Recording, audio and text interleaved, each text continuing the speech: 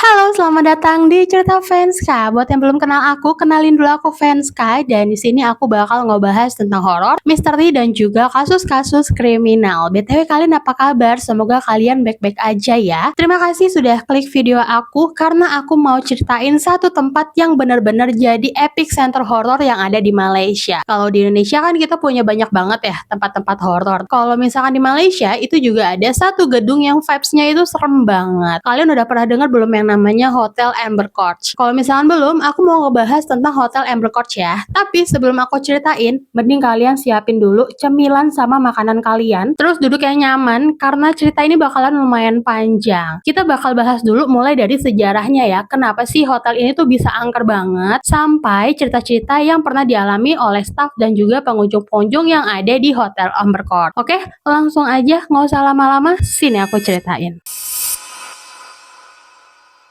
Jadi gini ya, kalau misalkan kamu main ke Malaysia nih, ada salah satu tempat paling terkenal yaitu Genting Highland. Itu tuh daerah dataran tinggi yang dingin banget, jadi sekitar 1 jam dari Kuala Lumpur. Nah, di sana tuh terkenal banget ya sama tempat hiburan, ada mall, terus juga tempat bermain, ada satu-satunya tempat kasino atau tempat judi legal yang ada di Malaysia. Nah, di tahun 90-an dibangunlah sebuah komplek apartemen dan juga homestay di Genting ini namanya Amber Court. Gedung ini tuh megah banget ya. Dia itu punya 2 tower kembar yang menjulang tinggi sampai 23 lantai. Awalnya pas dibangun si Amber Court ini, para investor tuh mikir kalau gedung ini tuh bakalan laku keras karena pemandangannya itu langsung ke bukit-bukit yang berkabut, terus juga udara di sana tuh seger banget. Tapi sayangnya Amber Court ini tuh kalah saing sama hotel-hotel lain yang posisinya lebih deket sama pusat hiburan dan juga kasino yang ada di sana. Akhirnya perlahan tapi pasti gedung ini mulai terabaikan nih karena udaranya lembab banget dan juga sering ketutupan kabut tebal. Jadinya dinding luar gedung ini tuh lama-kelamaan warnanya berubah jadi merah kehitaman. Jadi dari luar kelihatannya dinding itu tuh kayak dialiri darah dari atas sampai ke bawah. Nah, sekarang sebagian unitnya dijadiin hotel murah dan sebagian lagi disewa untuk tempat tinggal pekerja asing yang bekerja di sana. Karena suasana yang super gloomy nih, jadi beredar rumor kalau misalkan Amber Court ini sering jadi tempat bundir orang-orang yang frustasi karena kalah judi miliaran di kasino Genting. Katanya nih mereka tuh depresi, akhirnya mereka lompat dari balkon lantai atas di Amber Court. Kayak mereka tuh kayak ngelihat hantu cewek yang tiba-tiba muncul terus tiba-tiba hilang. Terus juga ada TV di unit mereka tuh sering nyala sendiri, kadang juga mati sendiri. Terus mereka juga sering banget dengar suara anak-anak kecil ketawa lari-larian di lorong apartemen. Sampai-sampai nih mereka itu nggak mau keluar unit kalau misalkan udah malam hari. Karena katanya banyak banget aktivitas horor yang terjadi kalau misalkan matahari sudah terbenam.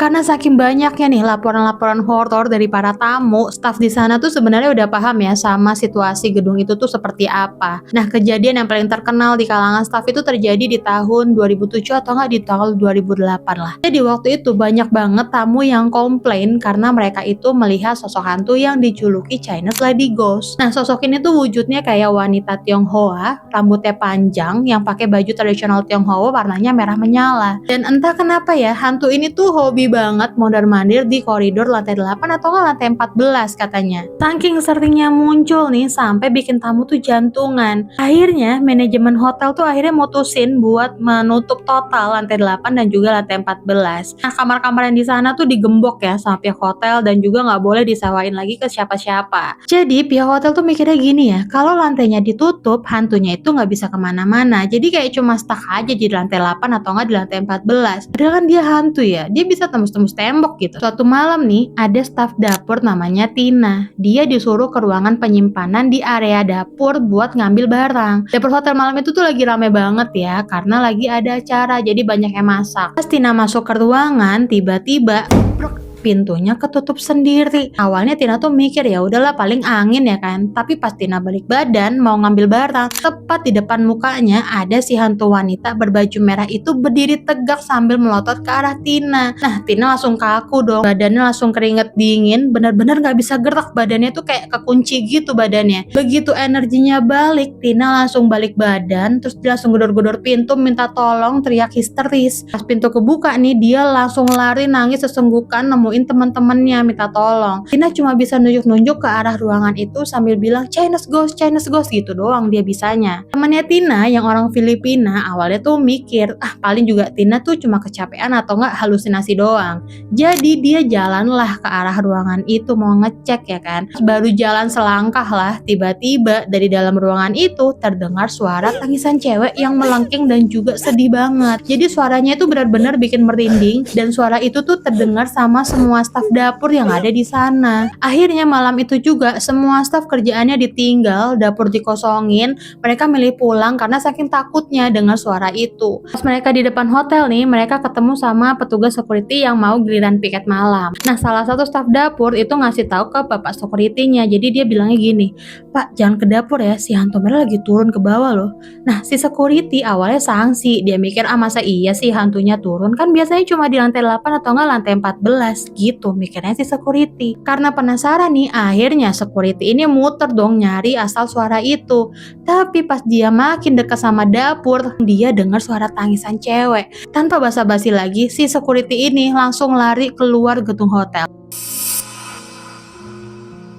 Nah, sekarang kita masuk ya ke cerita yang paling terkenal dan sempat viral pada zaman itu di media sosial. Jadi, pengalaman nyata ini dibagikan sama Dura Abdurrazak. Jadi, beberapa tahun yang lalu, Dura sama rombongan keluarganya, ada sepupu, ada adik, tuh sama kakaknya Dura, lagi liburan weekend dari Kuala Lumpur ke Genting Highland. Setelah seharian main nih di taman hiburan yang ada di sana, malamnya mereka berencana buat menginap. Nah, karena nggak tahu nih reputasi gedung ini seperti apa, booking lah mereka satu unit apartemen di Amber Courts via aplikasi online karena harganya murah dan juga kamarnya luas di aplikasi itu. Pas mobil mereka sampai di area Amber Courts, sore itu suasana itu langsung berubah drastis. Jadi rombongan si Dura ini yang tadinya ketawa-ketawa di dalam mobil langsung speechless di dalam mobil karena melihat penampakan gedungnya itu langsung. Nah, gedungnya tuh benar-benar kelihatan kayak tempat terbengkalai yang ada di film-film horor.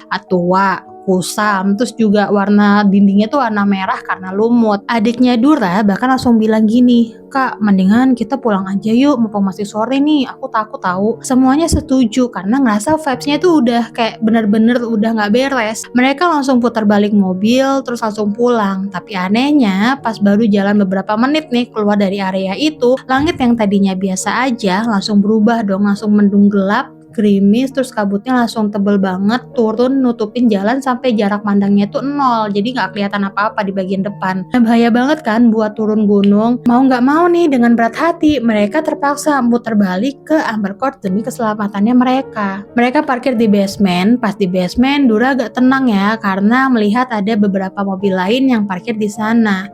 Oh, berarti ada orang lain juga yang nginep di sini, pikirnya gitu. Mereka lalu naik ke lobby buat check in. Nah, terus pas di resepsionis ada 2 staff yang ngelayanin mereka dengan ramah banget nih. Akhirnya mereka dikasih kunci kamar. Pas mereka sampai di depan unit kamar mereka di lantai atas nih, ada satu pemandangan aneh. Kamar tepat di depan unitnya mereka itu pintunya dipalang pakai pintu kayu besar-besar. Jadi kayak tempat bekas kejadian perkara kriminal yang sengaja ditutup biar nggak ada yang masuk gitu. Udah mulai merinding kan mereka. Pas mereka coba pintu kamar, kuncinya macet total. Jadi pintunya tuh nggak bisa dibuka. Mereka udah coba berkali-kali tetap nggak bisa dibuka pintunya. Pas akhirnya setelah dipaksa, akhirnya pintunya tuh kebuka. Nah, pas dilihat bagian dalam kamarnya, sumpah itu tuh berantakan banget. Kayak kapal pecah dan nggak dibersihin sama sekali sama pegawai yang ada di sana. Akhirnya Dura turun lagi ke resepsionis buat minta tuker kamar. Nah, pas mereka dapat kunci kamar baru dan masuk ke dalam lift mau naik lagi, ada seorang bapak-bapak Tionghoa, dia tuh kayak parubaya gitu, ikut masuk ke dalam lift. Nah, bapak ini tuh ramah banget sama mereka. Dia nanya ke Dura habis dari mana, habis main apa. Si bapak ini bilang kalau dia adalah salah satu pemilik restoran kecil yang ada di lobi lantai bawah. Tapi pas lagi bergerak naik nih liftnya, tiba-tiba si Dura ini teringat sesuatu. Pas tadi dia di lobi nih, dia sempat melihat restoran yang dimaksud bapak. Tapi seingat Dura nih, restoran itu kondisinya tuh gelap gulita, berdebu tebal, dan juga barang-barang yang di sana tuh ditinggalin bertahun-tahun. Jadi kayak berantakan banget lah di bagian dalamnya. Dura nanya dong, "Pak Ci, kenapa hotel ini sepi banget ya? Terus restoran Pak Ci kayaknya kok kayak udah tutup lama ya?" Kamu tahu nggak apa yang terjadi setelah Dura nanya begitu? Bapak-bapak yang tadinya ramah terus juga cerewet itu dan banyak senyum itu, langsung dia mematung. Jadi mukanya tuh berubah datar, matanya kosong, menatap lurus ke depan, dan badannya tuh benar-benar kaku kayak patung lilin. Nggak ada jawaban sama sekali nih. Jadi pertanyaannya si Durta tadi tuh nggak dijawab sama bapak ini. Dan seketika atmosfer di dalam lift langsung dingin mencekam. Jadi rombongan si Durta tuh cuma bisa saling lirik dengan muka pucat. Untungnya nggak lama kemudian pintu lift kebuka di lantai mereka.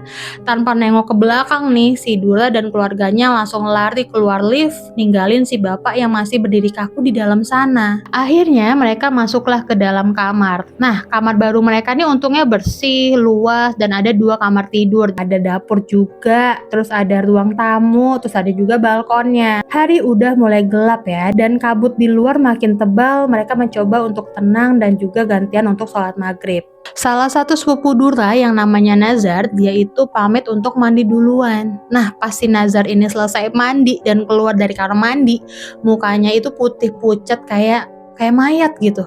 Nah, pandangannya si Nazar ini kosong. Nah, pasti tanya nih dia kenapa. Nazar gak jawab. Dia cuma nanya dengan suara datar, "Kalian udah pada sholat maghrib belum?" Habis itu dia mojok di kasur dan langsung diem. Malamnya nih, setelah mereka makan, Dura jalan ke arah balkon ruang tamu. Nah, dari balkon itu dia melihat langsung ke tower seberang. Di salah satu unit di tower seberang, Dura melihat lampunya tuh terang banget. Jadi di sana kelihatan kalau lagi rame banget. Kayak lagi ada pesta atau kumpul-kumpul keluarga. Bahkan suara mereka tuh bisingnya, obrolan-obrolan mereka tuh samar-samar kedengaran sampai ke unitnya Dura. Dura nutup pintu balkon dan mereka semua siap-siap untuk tidur. Karena merasa lebih aman kalau misalkan bareng-bareng nih tidurnya, mereka semua mutusin buat tidur numpuk di satu kamar utama. Pas Dura udah tiduran di kasur, tiba-tiba dia ngerasa kayak ada energi aneh yang manggil-manggil dia dari arah jendela kamar. Nah, rasa penasaran itu kuat banget. Kayak ada bisikan yang nyuruh dia buat melihat ke luar jendela. Nah, si Dura ini langsung bangun dong. Dia langsung jalan ke arah jendela dan membuka tirainya buat melihat ke unit ramai di tower seberang tadi. Pas si Dura melihat ke seberang, detak jantungnya Dura langsung berhenti dong. Rombongan orang-orang yang tadinya lagi ramai, lagi ngobrol, dan lagi joget-joget gitu di seberang, tiba-tiba semuanya berhenti bergerak. Semuanya diam mematung, lalu serempak memutar kepala mereka ke arah jendela Dura dan melotot menatap langsung ke mata Dura. Dura langsung nge-freeze, tubuhnya kaku karena shock berat, dan di dalam hitungan detik setelah mereka semua menatap Dura, semua lampu di unit seberang langsung mati total. Dan suara bising yang tadinya kedengeran langsung hilang seketika, menyisakan kesunyian yang mencekam. Dura langsung teriak, langsung lari ke kasur dan memeluk adik-adiknya sekencang-kencangnya sambil nangis ketakutan. Adiknya yang udah paham nih kalau kakaknya pasti baru aja melihat sesuatu yang gak beres nih di depan, langsung ngebalas pelukan si Dura sambil nangis. Dan komat kamit baca ayat suci Al-Quran. Nah, di saat yang sama nih akhirnya Nazar yang tadi sepupunya yang tadi mandi duluan buka suara nih karena melihat Dura udah ketakutan. Nazar cerita nih kenapa mukanya pucat setelah habis mandi tadi. Ternyata pas Nazar tadi lagi sabunan di kamar mandi, dia ngerasa kayak ada sepasang mata yang melotot nempel ke belakang lehernya si Nazar. Gak lama setelah itu dia merasakan ada sepasang tangan dingin yang besar banget meluk dia dari belakang. Nah, Nazar ketakutan langsung baca ayat kursi di dalam hati sambil akhirnya pelukan gaib itu terlepas. Itulah alasannya kenapa dia langsung shock berat terus langsung keluar kamar mandi. Apalagi pas tengah malam ya, dari arah ruang tamu di luar kamar mereka dengar suara orang-orang lagi beraktivitas. Terdengar jelas nih ada suara kursi yang lagi ditarik-tarik di atas lantai. Dan dari celah bawah pintu kamar nih mereka bisa melihat lampu ruang tamu yang tadinya udah dimatikan tiba-tiba menyala sendiri. Tapi nggak ada satupun dari mereka yang berani untuk buka pintu buat ngecek di luar sampai pagi tiba. Nah, besok subuhnya nih, begitu matahari mulai terbit tanpa nunggu mandi atau sarapan, mereka semua langsung packing secepat kilat. Mereka langsung turun ke lobi untuk check out saat itu juga. Padahal mereka harusnya booking 3 hari 2 malam di Hotel Amber Court itu. Tapi baru 1 malam aja mereka udah gak kuat sama teror yang ada di sana. Mereka milih rugi lah daripada kehilangan akal sehat mereka di sana. Oke, jadi gitu ya beberapa cerita horor di Amber Courts. Gimana menurut kalian? Terlepas dari cerita-cerita tersebut bener apa enggaknya, tapi cerita-cerita tadi benar-benar bikin merinding sih menurut aku. Semoga hal kayak gitu dijauhkan ya dari kita. Nah, buat kalian yang pengen tahu tentang Amber Courts atau ulasan-ulasan seputar Amber Courts itu bisa langsung deh cari aja di Google Map. Ratingnya itu 3,5 kalau aku lihat kemarin ya. Aduh, kasihan banget sih ya ratingnya segitu. Tapi ada info sedikit nih buat sekarang beberapa tahun terakhir manajemen Amber Courts itu kabarnya mulai berbenah ya. Jadi gedungnya itu dicat ulang dengan warna-warna yang lebih cerah. Lumut-lumut yang warnanya merah itu mulai dibersihkan dan beberapa unit direnovasi lebih modern lagi modelnya biar image horor-horornya itu hilang. Oke, jadi gitu ya cerita dari Amber Courts. Jangan lupa kalau kalian suka video ini klik like-nya dan juga komen di bawah ya buat saran-saran untuk video selanjutnya mau apa dan juga nyalain notifikasinya biar kalian tahu kalau misalkan aku upload video baru. Dan juga klik tombol subscribe supaya kalian sama-sama tahu informasi menarik dan juga menegangkan dari channel aku. Terima kasih ya. Bye-bye.